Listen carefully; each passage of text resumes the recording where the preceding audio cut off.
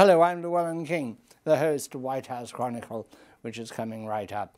Periodically on this program, we sit down with a wise man to discuss what the French call the tour de reason, the whole situation.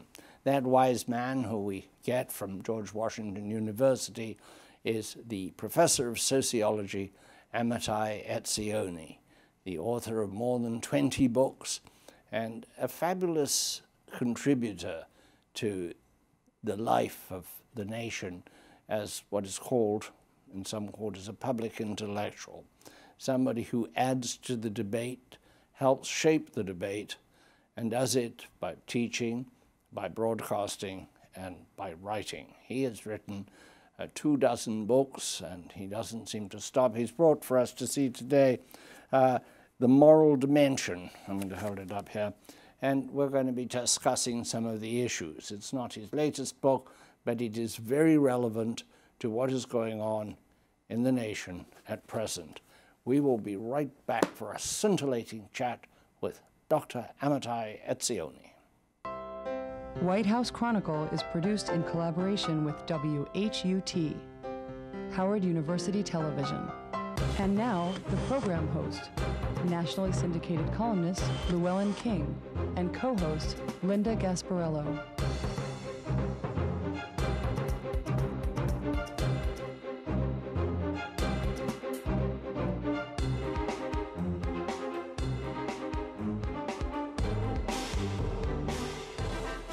Hello again, I'm Llewellyn King, the host of White House Chronicle.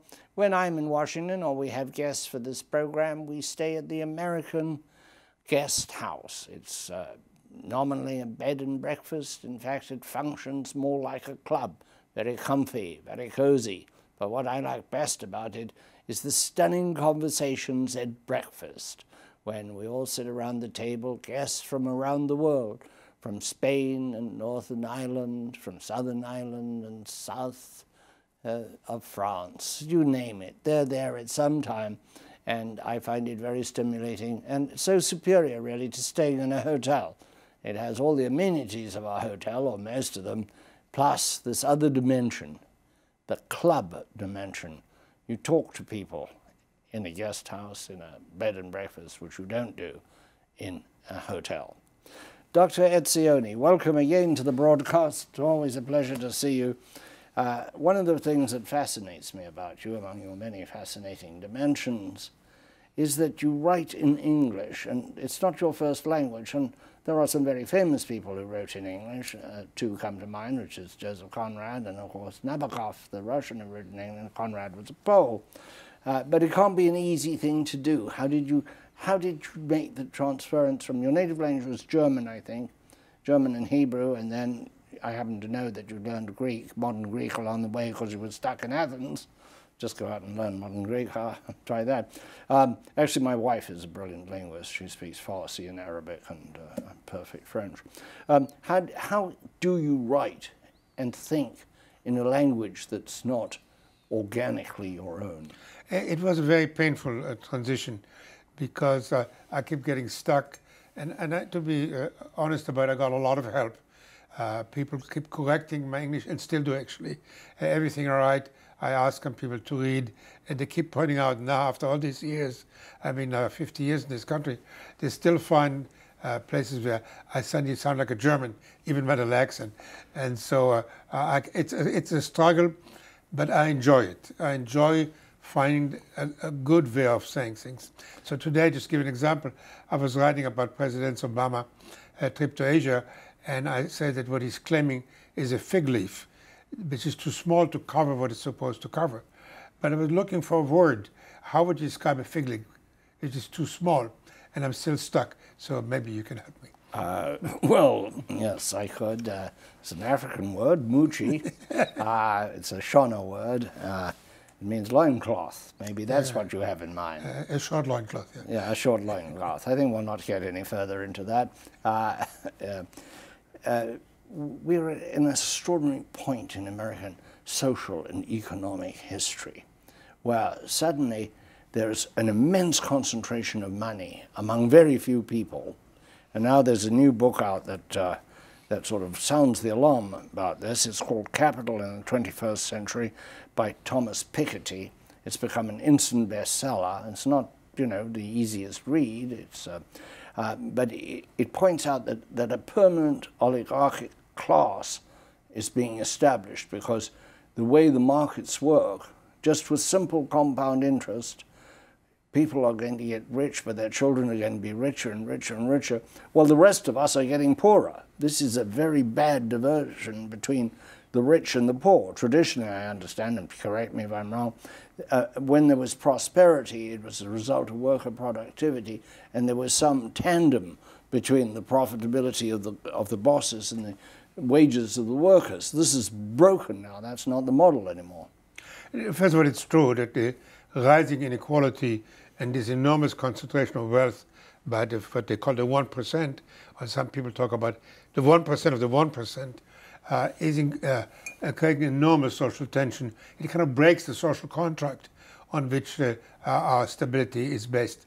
But there is another wave which has been less discussed, and I think deserves at least as much attention as the inequality, and has been subject to a recent cover story of The Economist, a special report by The Economist, and above all, an excellent book from MIT called The Second Age of the Machine. And quickly, what they're arguing is like this, that the development in the computers is about to take a whole new turn, where they're going to not just simply take the easy jobs like typing and filing, but they're going to now eat up the middle-class jobs like education and medicine. And they give some startling examples. Just to quickly mention some, they point out that when recently Kodak closed, it fired 45,000 workers. Then Instagram came in, which doesn't do exactly the same, but it deals with pictures, and they serve 30 million customers with 15 employees. And the MIT report shows that doctors who trained for 20 years to read X-rays are now replaced by a computer program which does a much better job at a tiny fraction of the cost. And above all come these tapes, which have this unfortunate name of MOOCs, which they take people like me and they tape them, and then they send them to retire, and from then on they use the tape. And the tapes can be carefully prepared. Students can see them as often as they want, when they want. So the argument is that we're going to have an enormous loss of employment. But the main issue is the next step, which is, just bear with me one more minute. It's not often technology destroyed jobs. Historically, that's the whole industrial revolution. But in the past, new jobs were created, which made for even better, higher paying jobs for the people who gave up their old jobs. I mean, we used to have most people working on the farms. Now a tiny labor force produces food for the whole world, but all these farm workers became industrial workers. The argument is that this time it's not going to happen. That there are not going to be enough new jobs, and that we're going to face a major, major crisis. Do you have a solution? Do you have an answer? Do you see a way out of this? Some years ago, I was in Ireland, and there was an author there, and we got into something of a contretemps, where he said, well, you know, there's a lot of leisure, and everybody will be doing, you know, other leisure things.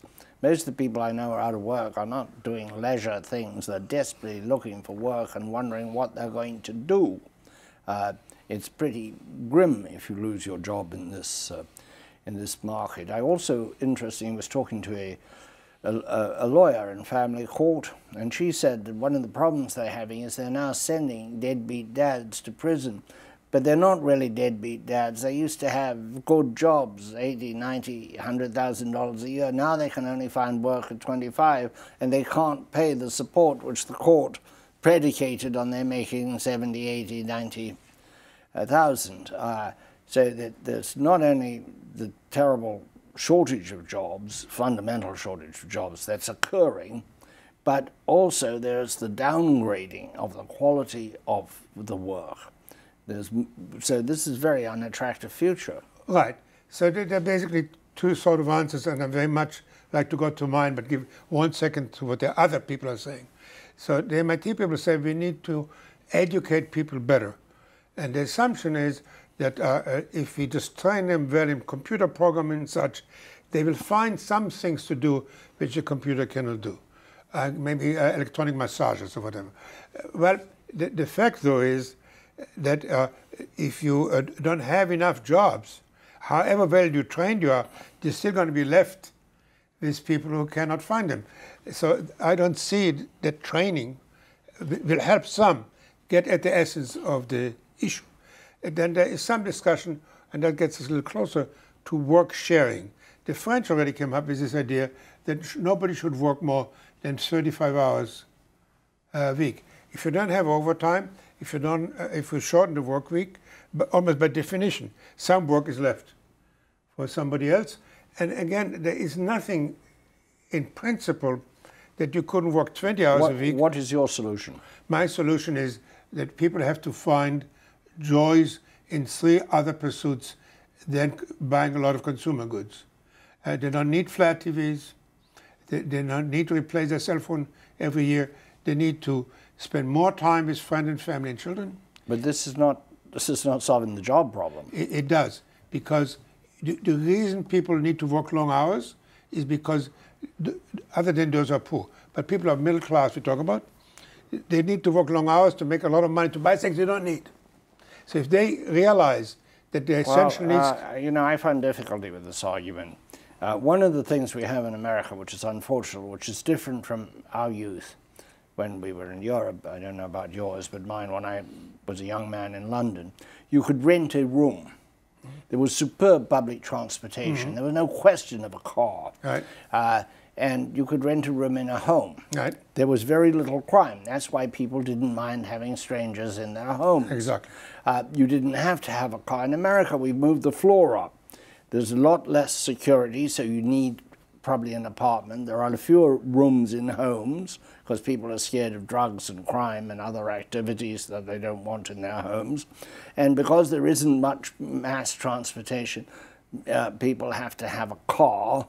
And the entire way of living is based on this floor, which is higher than the floor used to be. And I don't see how you can lower the floor unless you change the realities that have put the floor up. I couldn't agree more. Let's look exactly at the list. What's happening? The biggest growing business at the moment is called Airbnb. What is it? Instead of people staying in hotels in this isolated, expensive way, they go to people's homes. Yes, but the secret of that is that because of the system, I'm familiar with it, there is some screening, but as a full-time, and it's not that cheap, but it's cheaper than the hotel, but as full-time living, an individual nowadays, also for peer group pressure, don't ever forget peer group pressure, a young single person, 20, 21, 22, is expected to have an apartment, a car, a stereo, and a computer. Television is pretty optional nowadays, and a cell phone, because that's the society. If you don't have one of those things, you're deprived among your peers. You are not whole unless you have a strong, you know, unless you're a proselytizer or something like that. I was watching a young girl coming out of a doctor's office, very nice looking, very average, probably, you know, did an ordinary sort of job. I didn't think she was, you know, an executive or a professional, and just picked up her keys in a very casual way. And I thought, you know, when I was her age, we didn't have our own cars. Actually, I did, but it was an old banger. But primarily, we didn't. We didn't expect to have them. I bet also that she had an apartment, a certain set of expectations, that this was here in Washington. She would drive to the beach in the summer, which is a 3.5-hour drive, fairly expensive drive. We live in an expensive way. It is much harder to go down than it is to go up. For a society can either sort of deteriorate and collapse that way, which is ugly and nasty and unattractive, or it can stabilize, or it can continue to rise. And our whole economic basis is on more consumption, not less consumption. Historically, we change cultures, exactly the content of that peer group you talk about. So it's not God-given that we will respect people on the basis of how many gadgets they have. Indeed, more and more young people now live in their parents' homes, and more young people live in group housing. And so the culture can be changed and is changing. People are interested in protecting the environment. People are concerned about the climate. All these things come together. Yes, I am told that the millennials are different, with different aspirations, and we have to look to the millennials to understand the future. We're going to take a moment for station identification here. Primarily for our listeners on Sirius XM Radio, where I'm so happy to say this program can be heard. The audio, of course, can be heard on Saturdays, Sundays, and Mondays. Its program also can be seen on 200 television stations in the United States and around the world on the English language stations of the Voice of America. I am Llewellyn King, and I'm in conversation with Amitai Etzioni, public intellectual extraordinaire and professor at the George Washington University, the author of this and 23 or 25 other books. He seems to have lost count. Having managed one book, I certainly can't lose count. So let's go back. More and more women and talk to me about millennials. I had a very interesting conversation recently with two people who said that my analysis was perfect, but I overlooked the millennials, who have an entirely different social structure, attitude, and more important, aspirational structure. They are not striving, as I strove, as you strove, and as our society says people must strive. We talk about efficiency, we talk about how much you can accumulate. That's striving. And apparently, the culture of the young people, of the millennials, is not a culture of striving, although some of the gadgets are fundamental to their culture, particularly cell phones and computers. Well, you're absolutely right. For me, it helps to take this general picture which you draw, which I very much share, and look at some specifics. So, for instance, what happens when more and more women and some men who have children choose to cut back on their work either part-time or take 2 or 3 years off to spend more time with their children. That's exactly what I'm talking about. Finding joys out of things which do involve less work and less income, but give you more joy. More and more people retire early, not because they have to, but because they want to spend more time doing bocce ball or finger painting. And again, obviously, by definition, they trade less income with more leisure. So My dear Professor, I doubt that you've ever worked less than 40 hours in a week in your life. Because the work I do, you would, if you wouldn't pay me, don't tell this to anybody, I would do exactly the same thing. But the fact is that many people realize, and in part, of course, they're pushed. When you cannot find a meaningful job, it encourages you to see if there is a better life focused on other things. People go back for secondary education. People get an adult classes. In Rhode Island, where I pass more and more of my time, you can still see tenement houses. Right. I don't think the people living in those conditions are happier. They're very family. The part of Rhode Island I live in is really rather depressed, very high unemployment, but it's a very complete society dominated by the church and by basically the Italian culture with a little bit of Portuguese culture, which is not that dissimilar, thrown in. But you can see the stress in these lives, the stress of not having enough. I've always found this idea that people will be happier with less to be very hard. I agree with it in theory. In practice, people strive. The human animal wants to better itself. There's a trap. And it is also part of the American culture, the whole idea of this country, and that is that your children will do better than you have done. We need to redefine what better means. But I agree with one major point you make. I'm not making an argument, I'm reporting. I'm telling you what I can find with my own eyes outside my own front door. Right. To a degree, this argument is about middle class. I will not want to tell the poor people that they don't deserve more. The whole point is, and there's actually very strong data, if you're going by data, that once your income rises up to a certain point, additional income buys very little happiness. Oh, I agree. I agree. I've known a lot of very rich people. So I'm not talking about depriving the poor. The poor should get basic creature comfort, so they don't have to worry about health care and food and such, and housing. But beyond that, I can tell my fellow human beings that culture changes. What is considered good life changes. In the Middle Ages, commerce and labor were not considered attractive pursuits. They were despised. By the aristocracy, by the landowners, they were not considered attractive. By the poor devil who had nothing, they were pretty attractive, which is why there was so much smuggling. Free enterprise at its best, in a sense. That's again why we want to have different philosophies for what the people you call the poor devils and the rest of us. It's the middle class needs to dial back because they'll have no choice. Well, I agree with this. It's being dialed back. The middle class. I wrote an article today for last week for the newspapers, my syndicate, the Hearst New York Times syndicate. It goes to 500 newspapers, saying just this. We used to have a working class, a middle class, and an upper middle class, which was professionals like yourself. The upper middle class, pretty secure, able to contemplate things in a way that people who had to work very hard couldn't contemplate things.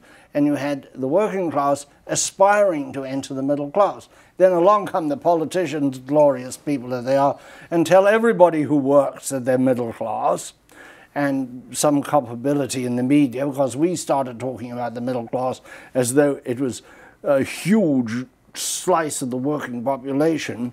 And in fact, the whole enterprise is sinking down with lower wages. And if you would, please address this concentration of wealth among the few. Don't we need to find some mechanism to stir that around, to level things out somewhat? I mean, we had terrible examples in history of leveling, whether it was Henry VIII and the abbeys, or the English Revolution, or the French Revolution, or the Russian Revolution, or the ridiculous taxation of 90% that the British tried after the Second World War. That's excessive, but it's all directed at trying to have some redeployment of the resources of a country and a people. But I don't believe you can solve that problem by redistributing wealth if it's correct that technology is killing the jobs. But to answer your question, there are only two ways of going after the 1%.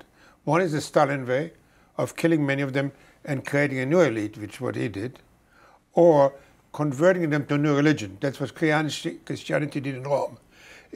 That's what all my students... And that, if I might say so, is what Islam is doing today. It is not dealing with the social problem on the ground in the Islamic countries. It is fortifying its religion. It gives people other source of meaning than making money. I get a lot of students from upper middle classes. They are all liberals, concerned about the environment, concerned about social justice. How come? Because they come from families which are affluent, but they are seeking now a higher purpose, a higher meaning.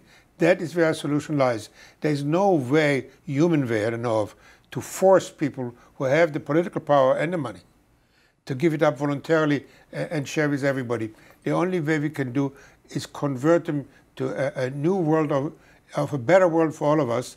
Well, there is a mechanism, and it's well known, and it's worked, and that is you change the basis of the taxation to make the taxation more equitable. The first thing you do is remove those aspects of the tax system that favor the ultra-wealthy. But you can't go there, because they control Congress. Why? Well, no, you can't give up. I mean, if you give up... I don't give up. I'm being factual. Especially after the Supreme Court decision on Citizens United and the most recent one, whatever little barriers were left for the rich to control the political processes, the Obama administration, this so-called liberal, increased the exemption on tax on estates from 1 million to 5 million. Who benefits from that? The liberals, the working class people. You would think that the last thing a Democrat would do is reduce the taxes on large estates, because the political reality is such that as long as you allow the middle class, the upper class, to control the political process, they will not allow you to change the tax. I fear that the ultra-rich would be quite happy if there was a philosophy adopted among the unrich, a philosophy adopted which said, you will be happier with less. Mm-hmm. That is medieval. That's what the church did. That's in many ways what the Bolsheviks did. They concealed it somewhat. It doesn't seem to me that this, you've got to have an idea that is going to be not sold, but bought. And a big idea lifts everything up and changes everything. Otherwise, we're going to head to a sort of Latin American situation in which you have disproportionately rich people controlling everything, and people trying to be happy with less. But the question is, there's some question of what is true. Telling the poor you be happier with less is mean and wrong and empirically not valid. Telling the middle class you be happier with less is empirically valid and liberating. My argument is you don't have to tell them it's happening. They're getting But less. the question is how they're going to react to it. At the moment, the reason the right wing is rising all over Europe, racism, nationalism, all over Europe, why? Is because NRT party, because when people are deprived and they don't see the merit of living a different kind of life, not focused around getting more and more and more, that is what makes them into right-wing politics. Let me give one quick other example. After World War II, men did not know that they have to have different shirts and different ties every year. They had the famous gray flannel suits, white shirts, and that was it. Somehow put into this idea into their head that there's something wrong with them unless they have a different color shirt. Then came Arthur Stewart and convinced people that they have to change their towels every year and their sheets, or there's something wrong with them. We have to get out of that and find a better fulfillment. One thing remains constant. Time dictates in television. Professor, thank you. I have been talking to Professor Amitai Etzioni, prolific author, man of ideas, professor at the George Washington University. We will be back next week with another show when we'll examine and sometimes laugh at the events in politics and public policy. Until then, as the English might say, toodaloo.